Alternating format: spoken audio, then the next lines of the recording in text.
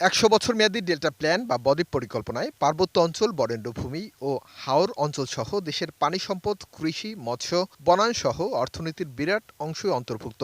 এ নিয়ে দুদিনের সম্মেলনে বিভিন্ন ক্ষেত্রের উন্নয়ন বিশেষজ্ঞরা তাদের মতামতে তুলে ধরেন। যদি বিশ্লেষণ না আসে, যদি খালি প্রজেক্টের তালিকা আসে এবং বিভিন্ন ইমপ্লিমেন্টিং অর্গানাইজেশনের অর্গানোগ্রাম নিয়ে ঘাটাঘাটি হয়, then we are not actually addressing the problem. আমাদের নদীর যে অধিকার ট্রান্সবাউন্ডারি রিভারগুলোতে, মানে ইন্টারন্যাশনাল রিভারগুলো, ট্রান্সবাউন্ডারি রিভারগুলো, সেইগুলো আমাদের জন্য ফেয়ার শেয়ারটা ছেড়ে দিতে হবে। এর বিনিময়ে আমরা ইন্ডিয়াকে বা ভারত বা অন্যান্য দেশকে ট্রানজিট দেবো আমাদের দেশের উপর দিয়ে। দেশের অনেক উন্নয়নই যথাযথ পরিকল্পনার বাইরে এমন দাবি করে বিশেষজ্ঞরা বলেন, ডেল্টা প্ল্যানই দেশ নিয়ে ভাবনার প্রথম পূর্ণাঙ্গ পরিকল্পনা।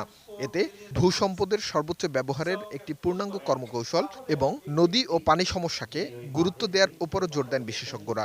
বাংলাদেশের বিভিন্ন পেশাজীবী সংস্থা, বৈজ্ঞানিক সংস্থা, তাদের দায়িত্ব হয়ে গেল এই ডেল্টা প্ল্যান নিয়ে চিন্তা করা। এটা বাংলাদেশের বর্তমান এবং ভবিষ্যৎ অতীতের উপর নির্ভর করে খুবই গুরুত্বপূর্ণ বিষয়। আমাদের ক্যাপাসিটির সমস্যা আছে, নাহলে হোয়াই দিস নলেজ গ্যাপস।